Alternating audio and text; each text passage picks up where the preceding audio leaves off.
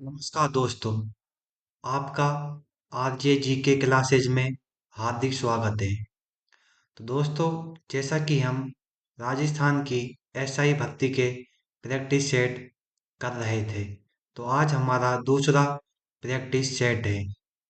जल्दी से जल्दी आप सभी हमारी इस क्लास को अपने साथियों के साथ शेयर कर दें। और अगर आपने अभी तक हमारा चैनल सब्सक्राइब नहीं किया है तो चैनल को सब्सक्राइब कर दें और वीडियो को लाइक करना ना भूलें।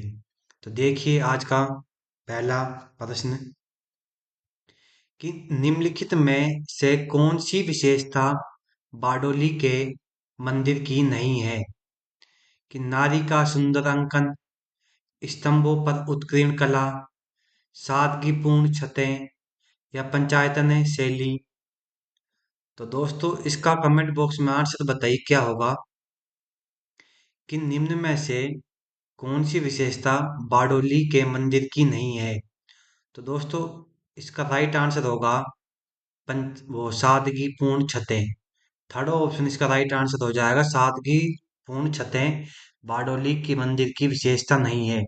जबकि नारी का सुंदर अंकन, स्तंभों का उत्कीर्ण कला और पंचायतन शैली बारडोली के मंदिर की विशेषता है।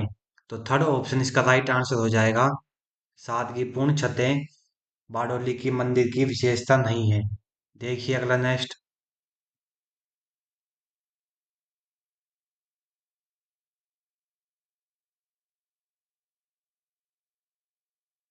चित्रकला की किशनगढ़ शैली के विषय में कौन से कथन सही है? कि राधा और कृष्ण का रूप सौंदर्य ही चित्रांकन का मुख्य विशेष है। अधिकांश चित्रों में स्त्रियों का पहनावा लहंगा, चोली और पारदर्शी आंचल है। इस शैली के चित्रकार सीताराम, भवानी दास एवं कल्याण दास है। तो दोस्तों, चित्रकला की किशनगढ़ शैली के विषय में कौन सा कथन सही है? तो दोस्तों, राधा और कृष्ण का रूप सौंदर्य ही चित्रांकन का मुख्य विषय, बिल्कुल ए ऑप्शन इसका राइट है। अधिकांश चित्रों में स्त्रियों का पहनावा लहंगा, चोली और पारदर्शी आंचल भी है। तो बिल्कुल बी ऑप्शन भी इसका राइट होगा। इस शैली के चित्रकार सीताराम, भवानी दास एवं कल्याण दास हैं। तो बिल्कुल, तो सी ऑप्शन भी इसका राइट आंसर होगा। तो यानी ए और बी सी तीनों ही इसके राइट आंसर हो गए। तो फर्स्ट ऑप्शन इसका राइट आंसर हो जाएगा, जिसमें ए, बी और सी तीनों ऑप्शन है। देखिए नेक्स्ट।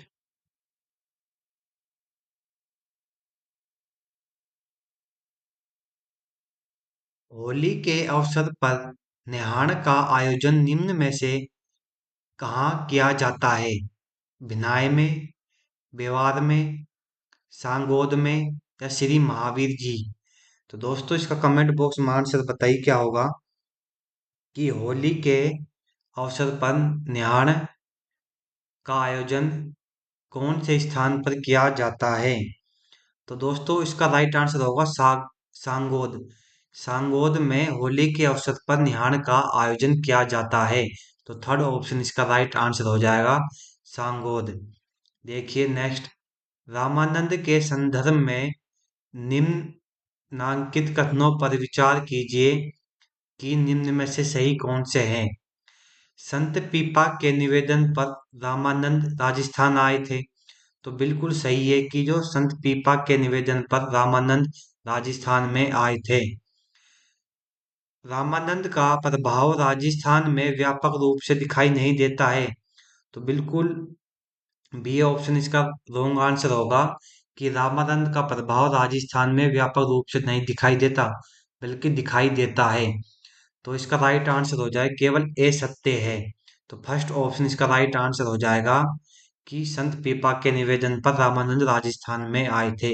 तो ए ऑप्शन इसका राइट आंसर हो जाएगा।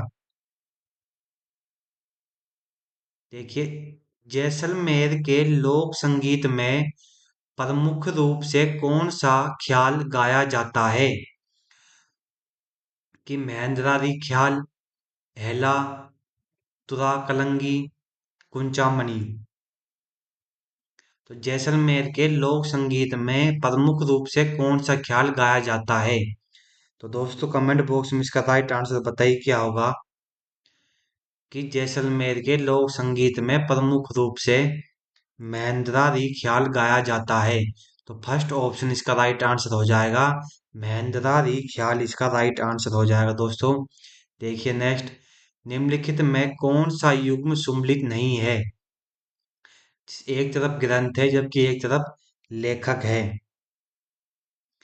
तो दोस्तों राजविलास, कवि मान मान, तो बिल्कुल फर्स्ट ऑप्शन भी इसका राइट है। बुद्ध विलास, भक्तराम शाह द्वारा। भीम विलास, कवि जदुनाथ। तो थर्ड ऑप्शन इसका राइट आंसर हो जाएगा कि निम्न में से कौन सा सुमेलित नहीं है। तो भीम विलास कवि जदुनाथ सम्मिलित नहीं है, जबकि विजय विलास और विजय सिंह बारेट से सम्मिलित है। तो थर्ड ऑप्शन इसका राइट आंसर हो जाएगा दोस्तों। ऑप्शन नंबर थर्ड इसका राइट आंसर होगा।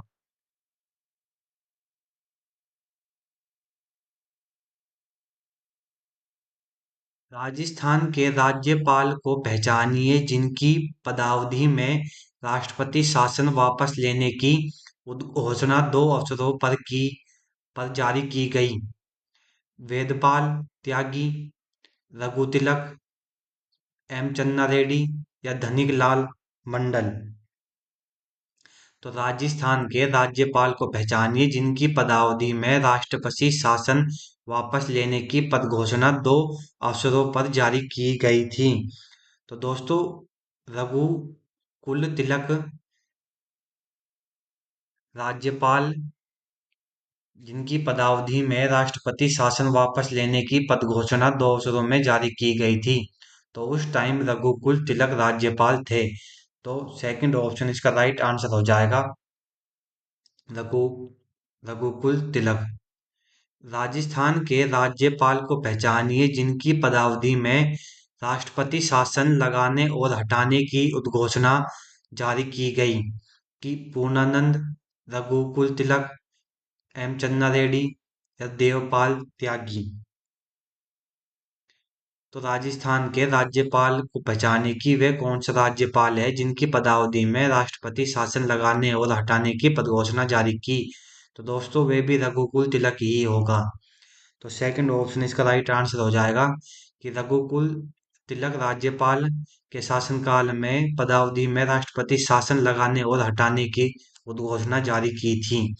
तो सेकंड ऑप्शन इसका राइट आंसर हो जाएगा। कि टुकुल, अंशुक, वसन और चोल किस प्रकार के वस्त्र परिधान के प्रचलित नाम है। कि साड़ी के, घाघरा के, चोली के या ओढ़नी के। तो टुकुल, अंशुक, वसन और चोल एक साड़ी वस्त्र परिधान के प्रचलित नाम है। तो दोस्तों इसका राइट आंसर हो जाएगा साड़ी। फर्स्ट ऑप्शन इसका राइट आंसर होगा दोस्तों, साड़ी इसका राइट आंसर हो जाएगा। देखिए राजस्थान की पहली लोकतांत्रिक सरकार में शिक्षा विभाग का प्रभार निम्नलिखित में किसके पास था। मोहनलाल सुखाड़िया, रामकिशोर व्यास, नाथूराम मिर्धा, बलवंत सिंह मेहता। तो दोस्तों कमेंट बॉक्स में इसका राइट आंसर बताइए क्या होगा। कि राजस्थान की पहली लोकतांत्रिक सरकार में शिक्षा विभाग का प्रभार राजस्थान के नाथूराम मिर्धा के पास था। तो थर्ड ऑप्शन इसका राइट आंसर हो जाएगा, नाथूराम मिर्धा इसका राइट आंसर हो जाएगा। कि निम्न में से कौन सा युग्म सुमेलित नहीं है। एक तरफ मुख्यमंत्री है, दूसरी तरफ मुख्य सचिव है। तो दोस्तों देखिए शिवचरण माथुर, टीवी रमन। तो दोस्तों पहला ही ऑप्शन इसका राइट आंसर हो जाएगा, जो सीवी चरण माथुर से रमन मुख्य सचिव संबंधित नहीं है। जबकि हरिदेव जोशी नरेंद्र चंद्रा से संबंधित है। Tikaram Paliwal S W Shiv circle से संबंधित है। जगन्नाथ पहाड़ी एम के केवली से संबंधित है। जबकि शिवचरण माथुर टीवी रमन से संबंधित नहीं है। तो फर्स्ट ऑप्शन इसका राइट आंसर हो जाएगा। मुख्यमंत्री या मंत्री के रूप में नियुक्ति व्यक्ति के संबंध में निम्नलिखित कथनों पर विचार कीजिए। कि उसमें अनुच्छेद 173 के अधीन अहंताएं होनी चाहिए। तो बिल्कुल सही है कि मुख्यमंत्री या मंत्री के रूप में नियुक्ति व्यक्ति के संबंध में अनुच्छेद 173 के अधीन अहर्ताएं होनी चाहिए और उसमें अनुच्छेद 190 के अधीन निहित हत्याएं होनी चाहिए, तो बिल्कुल नहीं। तो सेकंड ऑप्शन इसका रॉन्ग आंसर हो जाएगा। तो केवल इसमें फर्स्ट ऑप्शन ही सही होगा। तो फर्स्ट ऑप्शन इसका राइट आंसर हो जाए कि केवल फर्स्ट ही सही है।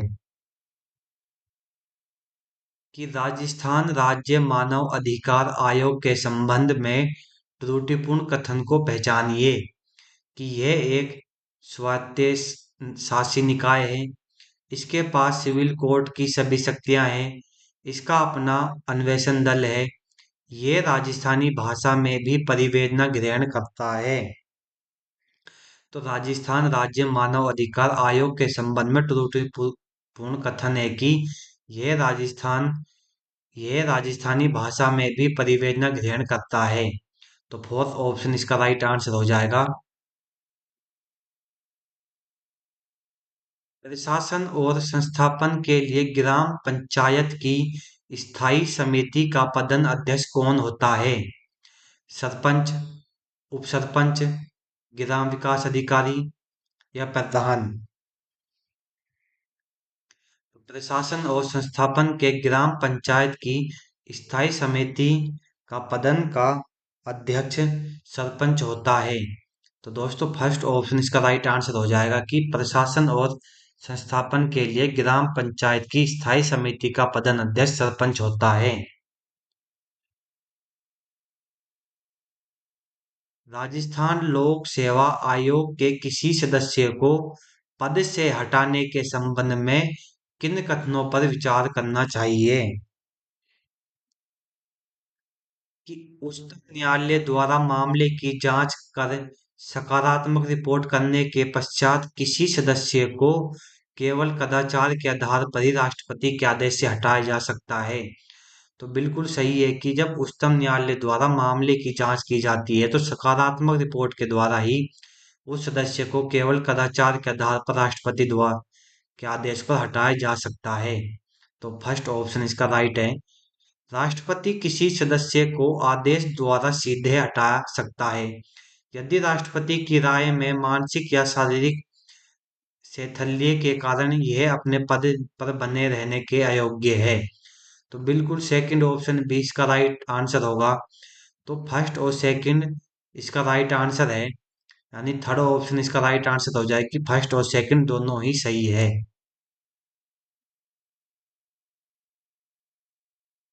राजस्थान विधानसभा की कार्यविधि से संबंधित निम्नांकित कथनों पर विचार कीजिए। कि तारांकित प्रश्न के लिखित उत्तर दिए जाते हैं और इन पर पूरक प्रश्न किए जा सकते हैं, या आंतरिक प्रश्न या अल्प सूचना प्रश्न के मौखिक उत्तर दिए जाते हैं और इन पर पूरक प्रश्न सही नहीं किए जा सकते। तो दोस्तों इसका कमेंट बॉक्स में आंसर बताइए क्या होगा। कि राजस्थान विधानसभा की कार्यविधि से संबंधित निम्न कथनों पर विचार कीजिए। दोस्तों तारांकित प्रश्न लिखित उत्तर दिए जाते हैं और इन पर पूरक प्रश्न किए जाते हैं, तो बिल्कुल नहीं किए जाते। तो फर्स्ट ऑप्शन इसका रॉन्ग आंसर हो जाएगा। जबकि ए तारांकित प्रश्न व अल्प सूचना प्रश्न के मौखिक उत्तर दिए जाते हैं और इन पर पूरक प्रश्न नहीं किए जाते, बिल्कुल नहीं किए जाते। तो सेकंड ऑप्शन भी इसका गलत है, यानी न तो फर्स्ट सही है और न ही सेकंड सही है। तो फोर्थ ऑप्शन इसका राइट आंसर हो जाएगा कि पहला और सेकंड दोनों ही गलत है। देखिए राजस्थान विधानसभा के सत्र को आमंत्रित करने से संबंधित निम्नलिखित कथनों पर विचार कीजिए।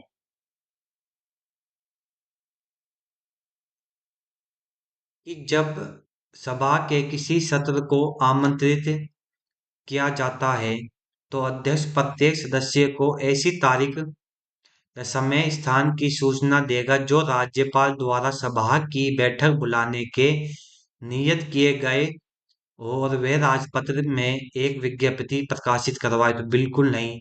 ए ऑप्शन भी इसका रॉन्ग आंसर हो जाएगा। परंतु यदि कोई सत्र अल्प सूचना से बुलाया जाए तो अध्यक्ष सदस्यों को सभा की बैठक की तारीख, समय, स्थान के सूचना अन्य किसी रीति से देगा जो राज्यपाल निर्देशित करते हैं। तो बिल्कुल नहीं, बी ऑप्शन इसका राइट आंसर होगा। रॉन्ग आंसर होगा, यानी ए और बी दोनों ही गलत है। तो फोर ऑप्शन इसका राइट आंसर हो जाएगा कि न तो ए सही है और न ही बी सही है।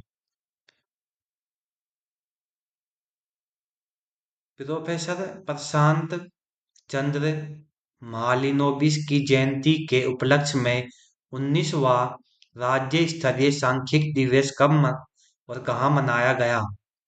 कि 27 जून 2025 को अजमेर में, 28 जून 2025 को जोधपुर, 29 जून 2025 जयपुर, 30 जून 2025 उदयपुर में। तो दोस्तों, प्रोफेसर प्रशांत चंद्र महालनोबिस की जयंती के उपलक्ष्य में 19वां राज्य स्तरीय सांख्यिकी दिवस 29 जून 2025 को जयपुर में मनाया गया था। तो थर्ड ऑप्शन इसका राइट आंसर हो जाएगा कि 29 जून 2025 को जयपुर में 19वां राज्य स्तरीय सांख्यिकी दिवस मनाया गया था। कि निम्न कथनों पर विचार कीजिए।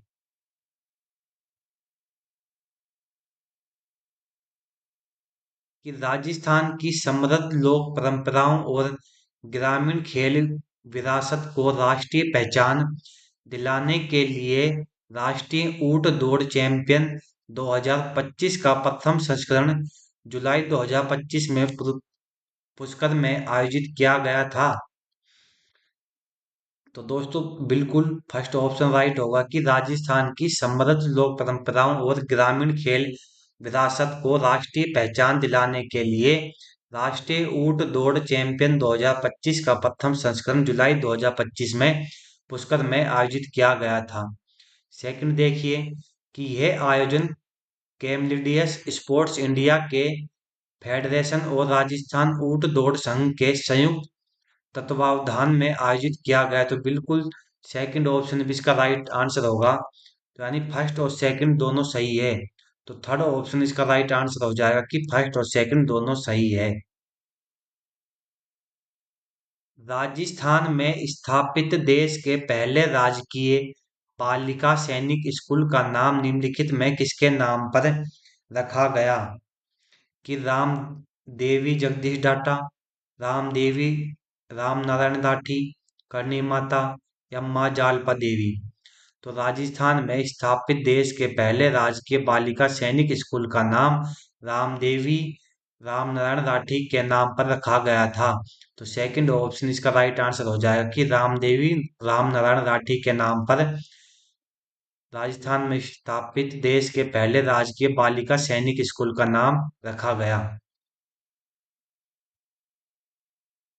सरकारी योजना का लाभ समाज के सबसे वंचित वर्ग तक पहुंचना सुनिश्चित करने के लिए 24 जून से 9 जुलाई 2025 तक पूरे राज्य में पंडित दयाल उपाध्याय अंत्योदय संबल पखवाड़ा मनाया गया। निम्नलिखित में कौन सी गतिविधि इस पहल का हिस्सा नहीं थी? पशु टीकाकरण, कर्मचारियों के मामले का निपटारा, मृदा स्वास्थ्य कार्ड वितरण या जल कनेक्शन।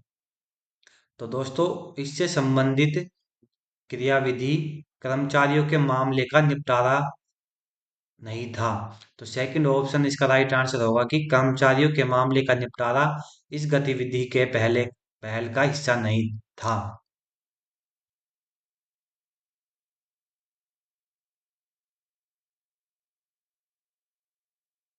रामाश्रय वार्ड के बारे में निम्नलिखित कथनों पर विचार कीजिए।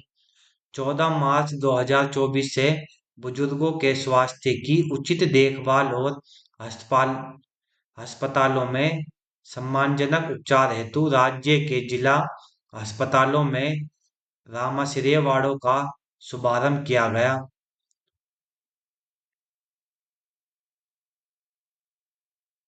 रामाश्रम वार्डों में निजता सुनिश्चित करने के लिए पर्दे लगे 10 फाउलर बेड पुरुषों और महिलाओं के बीच 5-5 आरक्षित किए गए। तो दोस्तों, देखिए कि रामाश्रम वार्ड के बारे में कौन से कथन सही है या गलत है। तो फर्स्ट ऑप्शन 14 मार्च 2024 में बुजुर्गों के स्वास्थ्य की उचित देखभाल और अस्पतालों में सम्मानजनक उपचार हेतु राज्य के जिला अस्पतालों में रामसिर वार्डों का शुभारंभ किया गया। तो बिल्कुल किया गया था, फर्स्ट ऑप्शन इसका राइट है। तो सेकंड ऑप्शन, राम सिरे वार्डों में निजता सुनिश्चित करने के लिए पर्दे लगे 10 फाउल्सर बेड आरक्षित किए गए थे, 5 महिला 5 पुरुषों को। तो सेकंड ऑप्शन इसका राइट है, यानी फर्स्ट और सेकंड दोनों ही कथन सही है। तो थर्ड ऑप्शन इसका राइट आंसर हो जाएगी, फर्स्ट और सेकंड दोनों सही है। गुर्जर समाज सहित अति पिछड़ा वर्ग की मांगों की समीक्षा करने के लिए जून 2025 में गठित 3 सदस्यीय कैबिनेट समिति में निम्नलिखित में कौन सी सम्मिलित नहीं थी? श्री जोगाराम पटेल, श्री जवाहर सिंह बेडम, श्री अविनाश गहलोत, श्री जोराराम कुमावत। तो दोस्तों, श्री जोराराम कुमावत सदस्य इसमें सम्मिलित नहीं था। तो फोर्थ ऑप्शन इसका राइट आंसर हो जाएगा, श्री जोराराम कुमावत इसका राइट आंसर होगा। 1 जुलाई से 10 जुलाई 2025 के देहरादून में आयोजित India open competition NR events 2025 में राजस्थान के सुखमन सिंह ने किस वर्ग में द्वितीय स्थान प्राप्त किया? कि 25 meter rapid fire pistol junior, 50 meter rifle senior, 10 meter air pistol deck man individual, 10 meter air rifle sub junior. तो दोस्तों, इसका कमेंट बॉक्स में आंसर बताइए क्या होगा। तो दोस्तों, 10 मीटर एयर पिस्टल में 1 जुलाई से 10 जुलाई 2025 के देहरादून में आयोजित India open competition NR event 2025 में राजस्थान के सुखमन सिंह ने 10 मीटर एयर पिस्टल में द्वितीय स्थान प्राप्त किया था। तो थर्ड ऑप्शन इसका राइट आंसर हो जाएगा, 10 मीटर एयर पिस्टल में। जून 2025 में सहकारिता विभाग राजस्थान द्वारा निम्नलिखित शहरों में किसमें पहली बाइक ऑन रेंट सेवा को ऑफ राइडर का शुभारंभ किया गया? जयपुर में, जोधपुर में, उदयपुर में या अजमेर में?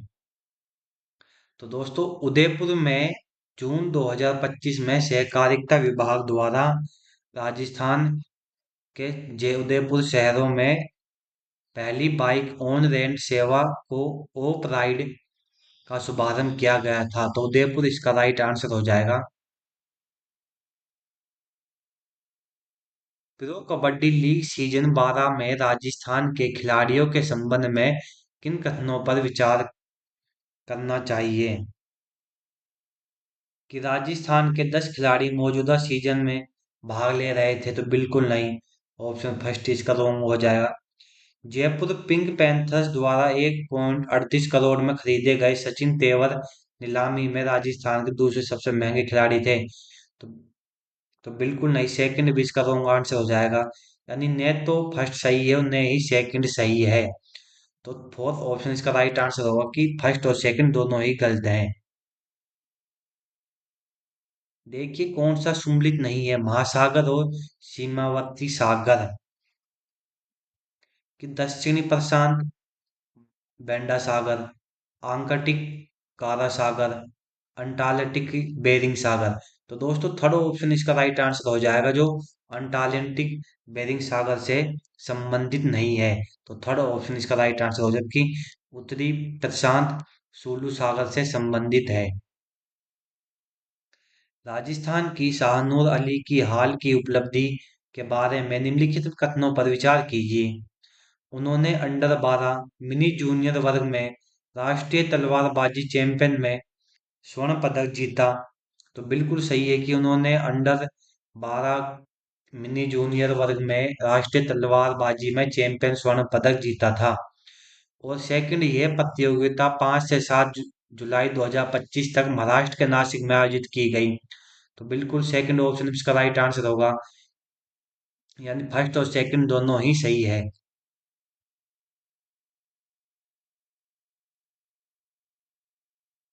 डोल्ड्रम निम्नलिखित में किन अक्षांशों के मध्य स्थित है? कि 10 डिग्री से उत्तर से 15 डिग्री उत्तर, 10 डिग्री दक्षिण से 15 डिग्री दक्षिण, 5 डिग्री दक्षिण से 10 डिग्री दक्षिण, 5 डिग्री उत्तर से 5 डिग्री दक्षिण। तो दोस्तों डोल ड्रम 5 डिग्री उत्तर से 5 डिग्री दक्षिण के अक्षांशों के मध्य स्थित है। तो फोर्थ ऑप्शन इसका राइट आंसर हो जाएगा, 5 डिग्री उत्तर से 5 डिग्री दक्षिण अक्षांशों के मध्य डोल ड्रम स्थित है। निम्नलिखित कथनों पर विचार कीजिए और नीचे दिए गए कूट से सही उत्तर का चयन कीजिए। बेटर लैंड रिपोर्ट वर्ष 1987 में प्रकाशित हुई। तो बिल्कुल सही है कि बेटर लैंड रिपोर्ट वर्ष 1987 में प्रकाशित हुई थी। बी, एजेंडा 21 रिया शिखर सम्मेलन से संबंधित है। तो बी भी बिल्कुल राइट है कि एजेंडा 21 रिया शिखर से संबंधित है। सी, स्टॉकहोम सम्मेलन की मुख्य थीम सतत विकास थी। तो बिल्कुल नहीं, जो स्टॉकहोम सम्मेलन की मुख्य थीम सतत विकास नहीं थी। तो ए और बी सही है। तो ए और बी सही है, तो सेकंड ऑप्शन इसका राइट आंसर हो जाएगा, जिसमें ए और बी दोनों कथन को सही दे रखा है।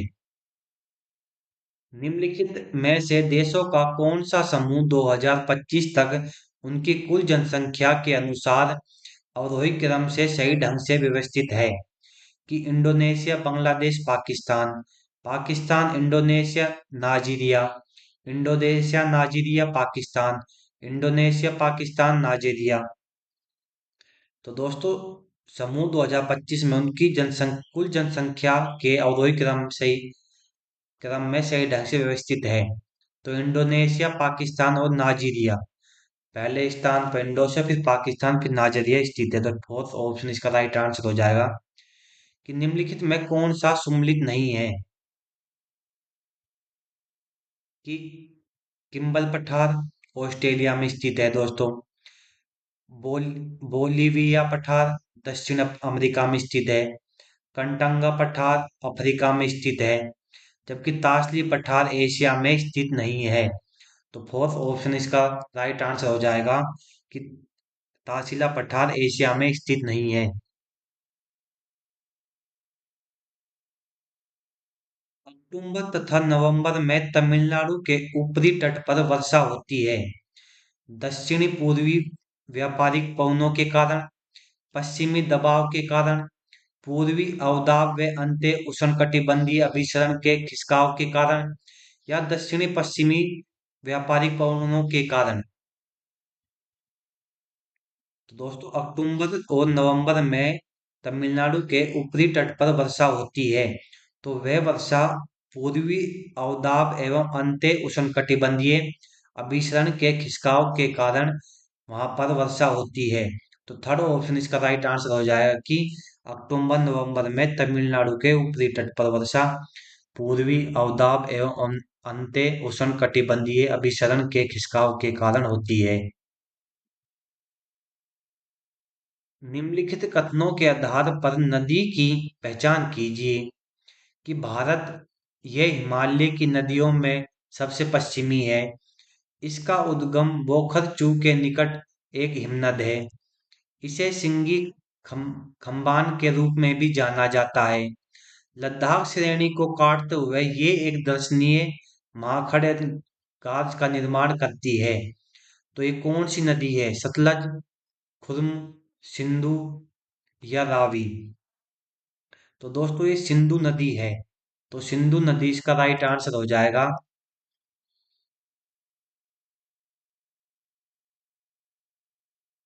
भारतीय वन सर्वेक्षण रिपोर्ट 2021 के अनुसार निम्नलिखित राज्यों केंद्र शासित प्रदेशों में से किसमें पश्चिम बंगाल के बाद मैंग्रोव वन क्षेत्र का सबसे बड़ा क्षेत्र है? अंडमान निकोबार द्वीप समूह, आंध्र प्रदेश, ओडिशा, गुजरात में। तो दोस्तों इसका राइट आंसर बताइए क्या होगा? कि भारतीय वन सर्वेक्षण रिपोर्ट 2021 के अनुसार निम्नलिखित राज्यों केंद्र शासित प्रदेशों में से किसमें पश्चिमी बंगाल के बाद मैंग्रोव वन क्षेत्र का सबसे बड़ा क्षेत्र है? तो दोस्तों गुजरात में सबसे बड़ा क्षेत्र है। तो फोर्थ ऑप्शन इसका राइट आंसर हो जाएगा कि गुजरात में पश्चिम बंगाल के बाद सबसे बड़ा मैंग्रोव वन का क्षेत्र पाया जाता है। देखिए, निम्नलिखित में से कौन सा सुमेलित नहीं है? कि केटू ट्रांस हिमालय से संबंधित है। परीपंजाल भी लद्दाख हिमालय की चोटी है। कूला कागड़ी भी कुम कुमायूं हिमालय की चोटी नहीं है। तो थर्ड ऑप्शन इसका राइट आंसर हो जाएगा। जबकि केरवाज कश्मीर हिमालय की चोटी है। तो थर्ड ऑप्शन इसका राइट आंसर होगा। भारत सरकार की प्रति बूंद अधिक फसल पहल के संदर्भ में निम्न में से कौन सा कथन सही है?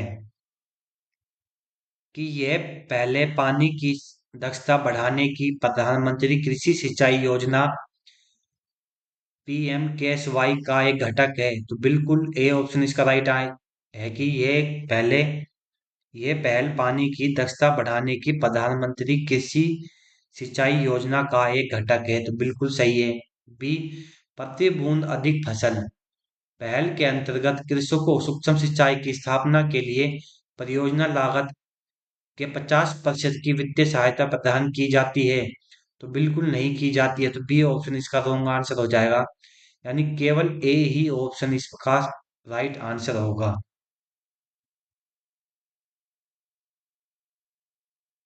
निम्नलिखित युग्मों पर विचार कीजिए। कोयला क्षेत्र और एक तरफ है राज्य। दोस्तों, तालचर कोयला क्षेत्र ओडिशा में स्थित है। तो बिल्कुल सही है। जो तालचर कोयला क्षेत्र है वो ओडिशा में स्थित है। जबकि छेरिया कोयला क्षेत्र पश्चिम बंगाल में स्थित है। और कोरबा छत्तीसगढ़ में स्थित नहीं है। तो यानी ए और बी बिल्कुल राइट है। यानी ए और बी इसका राइट आंसर हो जाए कि तालचर ओडिशा में स्थित है और छेरिया कोयला क्षेत्र पश्चिम बंगाल में स्थित है। भारत की समृद्ध सांस्कृतिक विरासत और शानदार ऐतिहासिक स्थलों को प्रदर्शित करने के लिए थीम आधारित सर्किट रेलों के रूप में पर्यटन को बढ़ावा देने के लिए निम्नलिखित में से किन रेलों को प्रारंभ किया गया था? भारत दर्शन, महाराजा एक्सप्रेस, भारत गौरव या भारत यात्रा? तो दोस्तों, भारत गौरव रेलों को प्रारंभ किया गया था। तो थर्ड ऑप्शन इसका राइट आंसर हो जाएगा भारत यात्रा।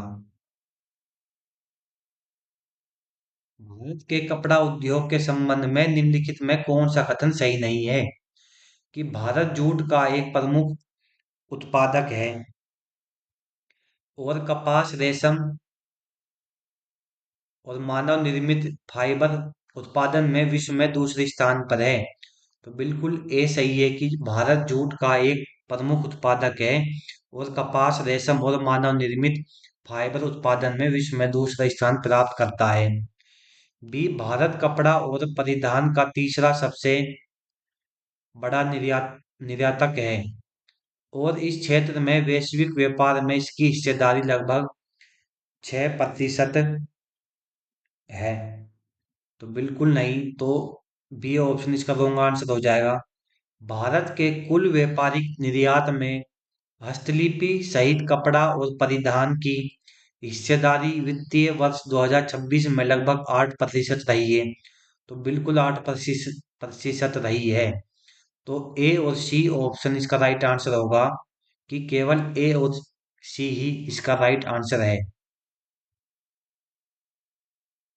भारत सरकार अधिनियम 1919 के प्रावधानों के संदर्भ में निम्नलिखित कथनों पर विचार करें।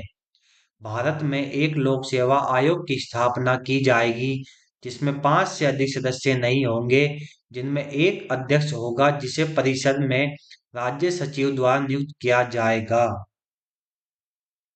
तो बिल्कुल सही है कि भारत में केवल एक लोक सेवा आयोग की स्थापना की जाएगी जिसमें 5 अधिक सदस्य नहीं होंगे, जिसमें एक अध्यक्ष होगा जिसे परिषद में राज्य सचिव द्वारा नियुक्त किया जाएगा।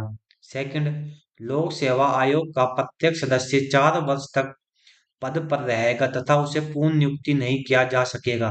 तो बिल्कुल सही है। उसे पूर्ण नियुक्ति नहीं दी जा सकती।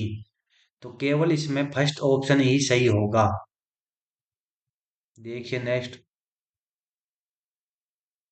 की कथन फर्स्ट, वैश्विक सेवा निर्यात में भारत की हिस्सेदारी दोगुनी से अधिक हो गई, जो 2005 में 1.5% से बढ़कर 2023 में चार लगभग 4.3% हो गई थी। तो बिल्कुल कथन ए राइट है कि वैश्विक सेवा निर्यात में भारत की हिस्सेदारी दोगुनी से अधिक हो गई, और जो लगभग 1.9 से प्रतिशत से बढ़कर 2023 में लगभग 4.3% हो गई थी। सेकंड कथन कि दूरसंचार, कंप्यूटर और सूचना सेवाओं में भारत विश्व का सबसे बड़ा निर्यातक है। तो बिल्कुल नहीं, सबसे बड़ा निर्यातक नहीं है कंप्यूटर और दूरसंचार के मामले में भारत। यानी फर्स्ट सत्य है, लेकिन कथन सेकंड असत्य है। तो ए ऑप्शन इसका राइट आंसर हो जाएगा कि कथन ए सत्य है, लेकिन कथन सेकंड असत्य है।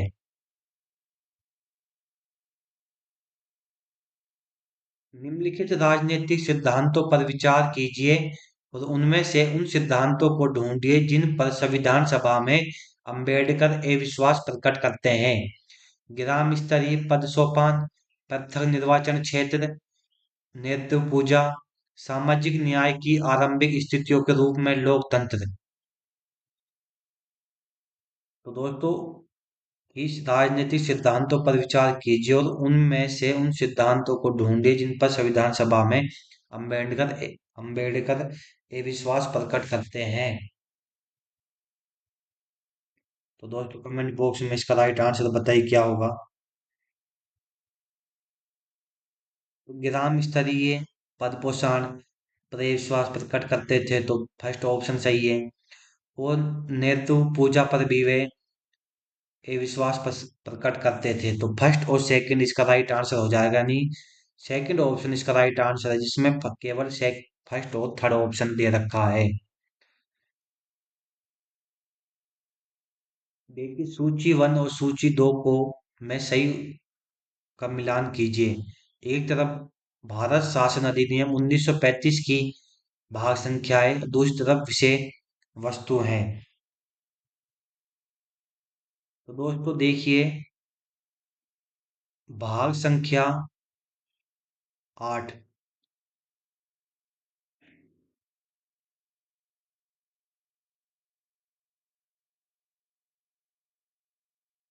तो दोस्तों, भाग संख्या 8 संघीय रेलवे प्राधिकरण से संबंधित है, जबकि भाग संख्या 10 भारत में क्राउन की सेवाओं से संबंधित है, जबकि भाग संख्या 11 राज्य सचिव, उसके सलाहकार एवं उसका विभाग से संबंधित है, जबकि भाग संख्या 13 सं, संक्रमणकालीन प्रावधान से संबंधित है।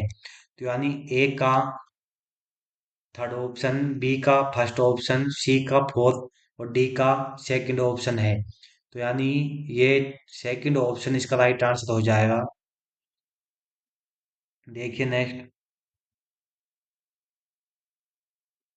भारत के संविधान के अनुच्छेद 15 के संबंध में निम्नलिखित कथनों पर विचार कीजिए।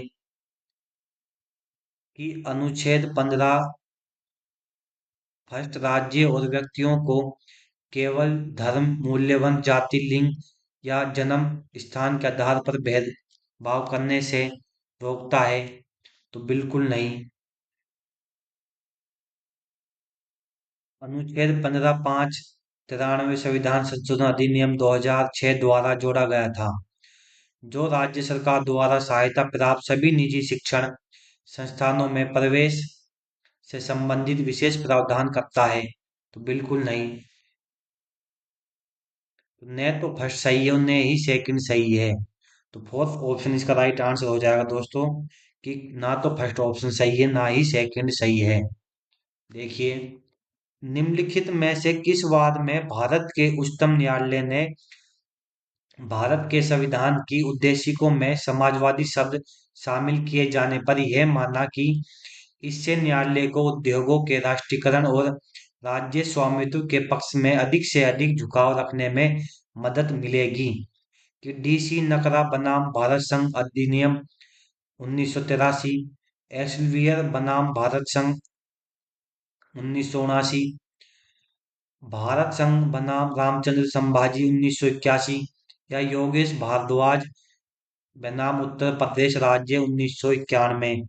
तो दोस्तों सेकंड ऑप्शन इसका राइट आंसर हो जाएगा कि एसलीवियर बनाम भारत संघ 1979 के तहत अधिक झुकाव रखने में मदद मिली थी।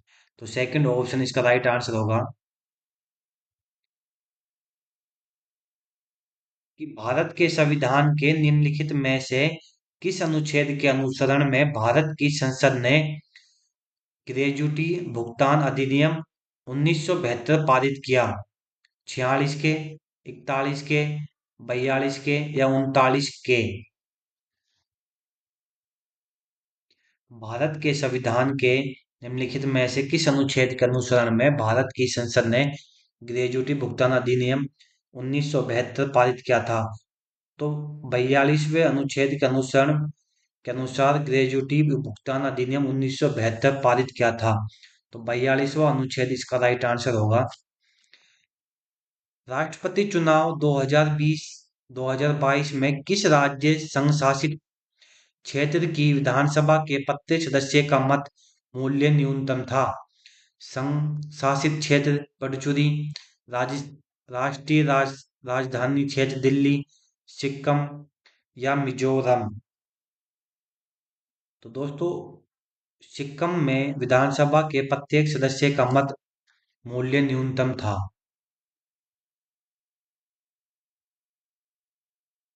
भारत की दूसरी प्रभुत्वकारी दल प्रणाली की संकल्पनात्मक किसने प्रतिपादित की है? क्रिस्टोफर जेफरला, प्रताप भानु मेहता, अतुल कोहली या सुहास पलिस्कर? तो दोस्तों भारत की दूसरी प्रभुत्वकारी दल प्रणाली की संकल्पना सुहास पलिस्कारी ने प्रतिपादित की है। तो सुहास पलिस्कारी इसका राइट आंसर हो जाएगा। भारत के उच्चतम न्यायालय ने निम्नलिखित में से किस वाद में यह उद्धृत किया कि राष्ट्रीय ध्वज को सम्मान और गरिमा के साथ स्वतंत्र रूप से फहराना भारत के संविधान के अनुच्छेद 51 के खंड के में वर्णित कर्तव्य के अनुरूप है? कि भारत संघ बनाम नवीन जिंदल 2004, बीजो इम्यूल बनाम केरल राज्य 1986, सूर्य नारायण चौधरी बनाम भारत संघ, चारू खुराना बनाम भारत संघ 2015?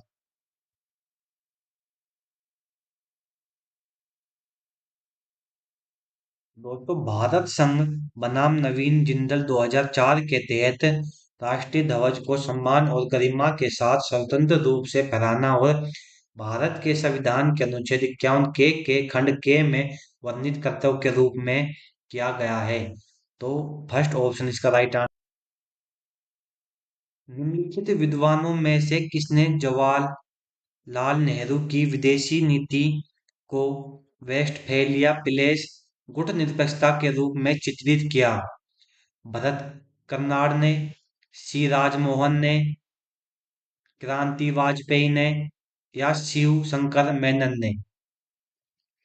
तो दोस्तों क्रांति वाजपेयी ने जवाहरलाल नेहरू की विदेशी नीति को वेस्टफेलिया प्लेस गुटनिरपेक्षता के रूप में चिन्हित किया था। तो कांति बीजे वाजपेयी इसका राइट आंसर हो जाएगा। किस वर्ष में भारत ने लुक ईस्ट पोलिस का नाम बदलकर एक्ट ईस्ट पोलिस किया गया? 2011 के तहत, 2014 के तहत, 2017 के तहत या 2019 के? तो 2014 में भारत ने लुक ईस्ट पोलिस का नाम बदलकर एक्ट ईस्ट पोलिस किया था। तो 2014 इसका राइट आंसर हो जाएगा। निम्नलिखित कथनों पर विचार कीजिए।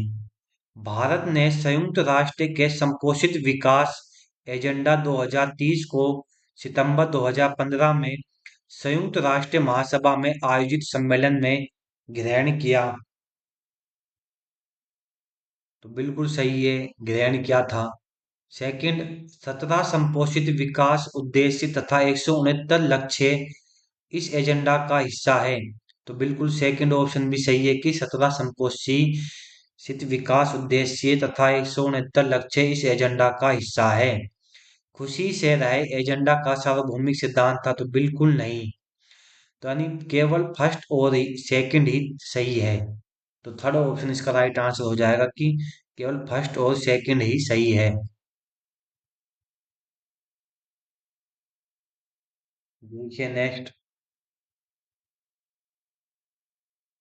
श्रमिकों में सक्रिय ट्रेड यूनियन को पहचानिए जो लाला लाजपत राय की अध्यक्षता में संस्थापित की गई थी। Indian national trade union Congress, all India trade union Congress, Hind मजदूर सभा, भारतीय मजदूर संघ। तो दोस्तों, all India trade union Congress की अध्यक्षता में, लाला लाजपत राय की अध्यक्षता में ये स्थापित की गई थी। All India trade union Congress को स्थापित किया गया था। तो सेकंड ऑप्शन इसका राइट आंसर हो जाएगा। देखिए नेक्स्ट।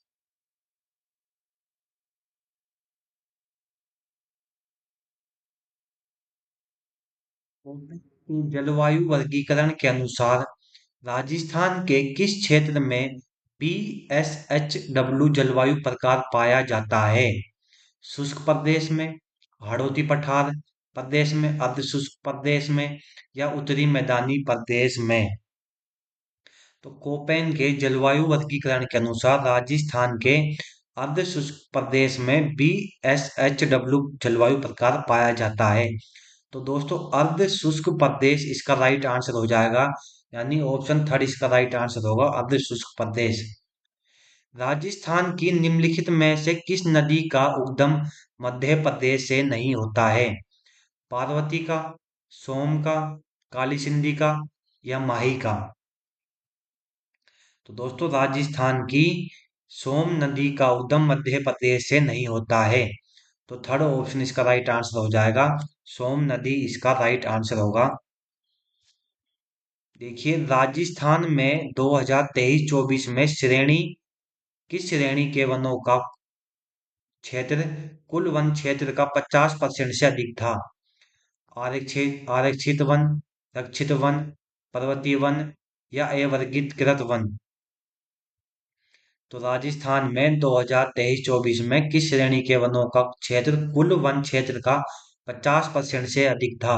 तो दोस्तों, रक्षित वन का 50% से अधिक था। तो सेकंड ऑप्शन इसका राइट आंसर हो जाएगा, रक्षित वन। राजस्थान 3077 किस्म का संबंध किस फसल से है? चावल से, गेहूं से, या मूंग से, या मक्का से। तो राजस्थान 3077 किस्म का संबंध गेहूं फसल से है। तो सेकंड ऑप्शन इसका राइट आंसर हो जाएगा दोस्तों, गेहूं फसल। देखिए, राजस्थान में गोवंश की कौन सी नस्ल सिंधी एवं साहिवाल की मिश्र नस्ल है? राठी की, मालवी की, गिर की, सांचौरी की। तो राजस्थान में गोवंश की कौन सी नस्ल जो सिंधी एवं साहिवाल की मिश्र नस्ल है? तो दोस्तों, राठी की मिश्र नस्ल है। तो फर्स्ट ऑप्शन इसका राइट आंसर हो जाएगा, राठी। निम्नलिखित में से कौन सा एक दक्षिणी अरावली का शिखर है? बहराज, भानगढ़, तारागढ़, या सायरा। तो दक्षिणी अरावली का शिखर सायरा है। तो सायरा शिखर एक दक्षिणी अरावली का शिखर है। तो थर्ड ऑप्शन इसका राइट आंसर हो जाएगा, सायरा। तो देखिए, जनगणना 2011 के अनुसार राजस्थान के निम्नलिखित में से किस जिले में साक्षरता दर 55% से कम थी? सिरोही की, प्रतापगढ़ की, जालौर की, या बाड़मेर की। तो जनगणना 2011 के अनुसार राजस्थान के किस जिले की साक्षरता दर 55% से कम थी? तो दोस्तों, जालौर जिले की साक्षरता दर 55% से कम थी। तो थर्ड ऑप्शन इसका राइट आंसर हो जाएगा, जालौर। निम्नलिखित कथनों में से कौन से सही या सही उत्तर का चयन कीजिए कि भील गांवों के समूह को फाला कहा जाता है? तो बिल्कुल गलत है कि भील के गांवों को फाला नहीं कहा जाता। गैर तथा नेजा भीलों के प्रमुख लोक नृत्य हैं। तो बी ऑप्शन सही है कि गैर तथा नेजा भीलों के नृत्य होते हैं। तो बी ऑप्शन सही है। गरासिया जनजाति का प्रमुख कोतावाल कहलाता है, तो बिल्कुल नहीं। यानी केवल बी ऑप्शन ही इसका राइट आंसर हो जाएगा कि गेर तथा नेजा भीलों के प्रमुख लोक नृत्य होते हैं। देखिए नेक्स्ट।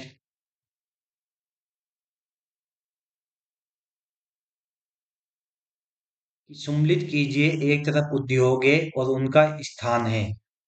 कि चंबल फर्टिलाइजर निम्न में से कौन सा सम्मिलित नहीं है?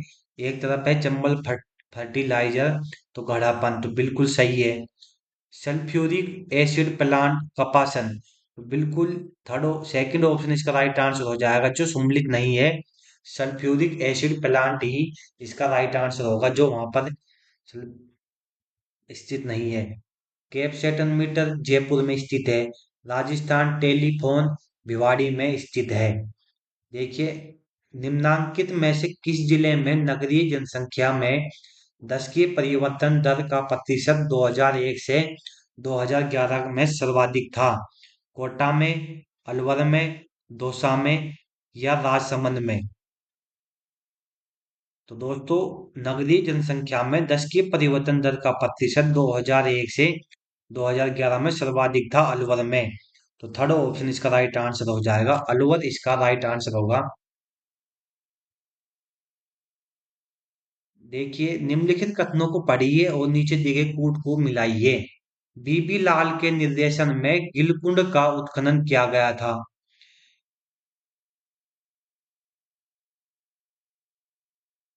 कि बीबी लाल के निर्देशन में गिलकुंड का उत्खनन किया गया था। दोस्तों, बिल्कुल किया गया था। बीबी लाल के निर्देशन में गिलकुंड सभ्यता का उत्खनन किया गया था।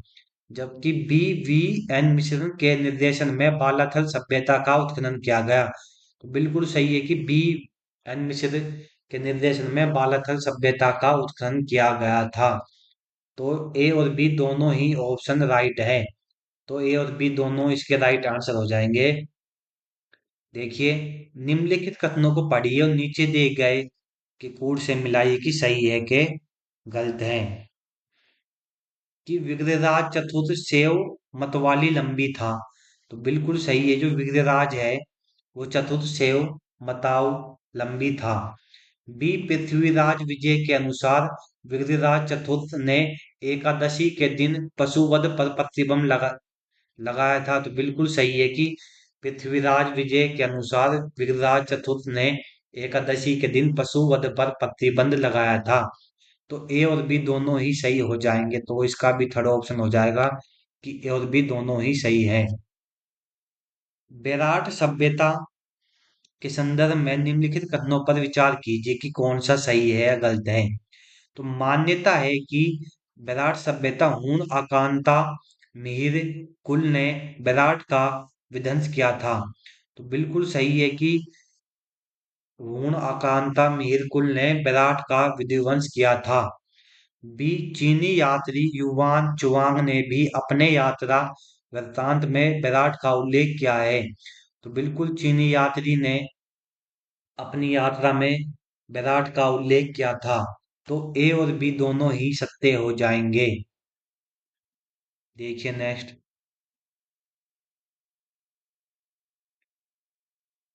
अकबर के गुजरात अभियान 1573 ईस्वी में निम्नलिखित में किसने महत्वपूर्ण सहयोग प्रदान किया था? कि उदय सिंह ने, राज सिंह ने, राय सिंह ने या चंद्रसेन ने?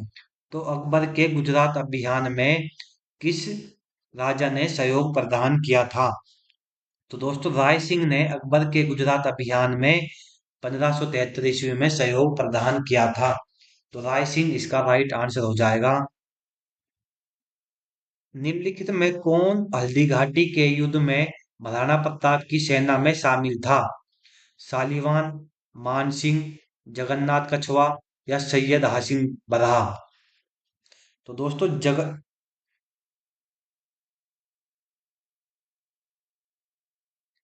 तो सालीवान महाराणा प्रताप की सेना में हल्दी घाटी के युद्ध में शामिल था। तो सालीवान इसका राइट आंसर हो जाएगा, जो हल्दी घाटी के युद्ध में महाराणा प्रताप की सेना में शामिल था। सालीवान इसका राइट आंसर होगा। देखिए, 1857 के विद्रोह के समय नसीराबाद में कौन सी सैन्य टुकड़ी तैनात नहीं थी? 15वीं बंगाल नेटिव इन्फेंट्री, 30वीं बंगाल नेटिव इन्फेंट्री, प्रथम बॉम्बे कैवलरी, 72वीं बंगाल नेटिव इन्फेंट्री। तो 1857 के विद्रोह के समय नसीराबाद में कौन सी सैन्य टुकड़ी तैनात नहीं थी? तो दोस्तों इसका कमेंट बॉक्स में इसका राइट आंसर बताइए क्या होगा। तो 72वीं बंगाल नेटिव इन्फेंट्री नसीराबाद के सैन्य टुकड़ी के साथ तैनात नहीं थी। तो फोर्थ ऑप्शन इसका राइट आंसर हो जाएगा 72वीं बंगाल नेटिव इन्फेंट्री।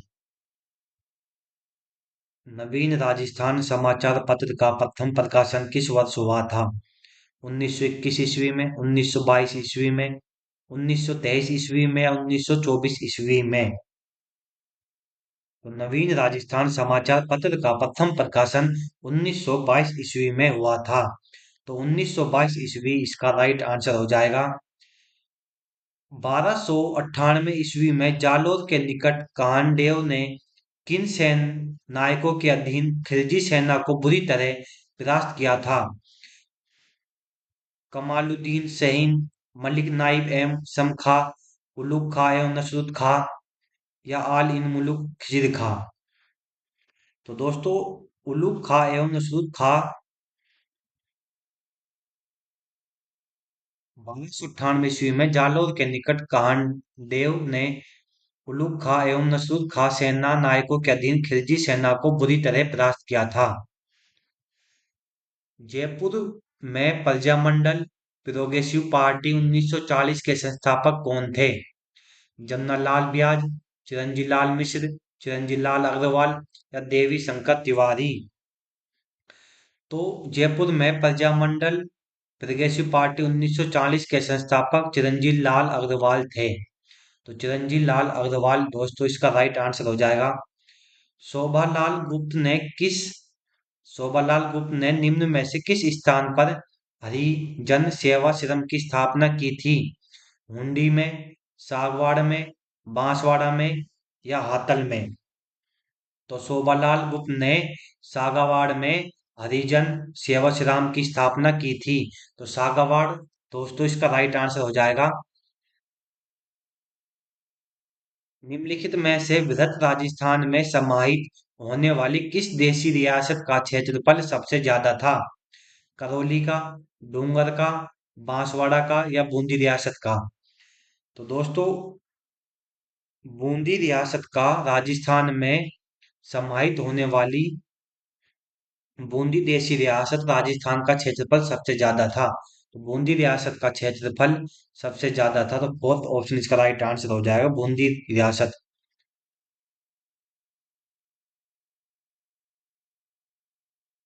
बापूजी के बारे में निम्नलिखित में कौन सा कथन सही है? कि दोस्तों बापूजी कालमी नाम की घोड़ी थी। बिल्कुल सही है कि बापूजी के पास कालमी नाम की घोड़ी थी। बापूजी का विवाह पुगल की भाटी की राजकुमारी के साथ हुआ था। तो बिल्कुल नहीं हुआ था, बी ऑप्शन गलत है। सी उन्होंने देवल चारनी की गायों की रक्षा का बलिदान किया था। तो बिल्कुल सी ऑप्शन सही है कि उन्होंने देवल चारनी की गायों की रक्षा का बलिदान दिया था। यानी ए और सी ऑप्शन इसका राइट आंसर होगा। निम्नलिखित में किसने 1919 के अमृतसर कांग्रेस अधिवेशन में बिजोलिया किसान आंदोलन संबंधित प्रस्ताव रखा था? लोकमान्य बाल गंगाधर तिलक, मदन मोहन मालवीय, महात्मा गांधी, जवाहरलाल नेहरू? तो दोस्तों इसका राइट आंसर बताइए कि 1999 के अमृतसर कांग्रेस अधिवेशन में बिजोलिया किसान आंदोलन संबंधित प्रस्ताव लोकमान्य बाल गंगा तिलक ने प्रस्ताव रखा था। तो थर्ड फर्स्ट ऑप्शन इसका राइट आंसर हो जाएगा। लोकमान्य बाल गंगाधर तिलक इसका राइट आंसर होगा। तो दोस्तों मिलते हैं अगली नेक्स्ट क्लास में। तो जल्दी से जल्दी आप सभी हमारी इस क्लास को अपने साथियों के साथ शेयर कर दें और हमारे चैनल को सब्सक्राइब करना ना भूलें। मिलते हैं अगली नेक्स्ट क्लास में।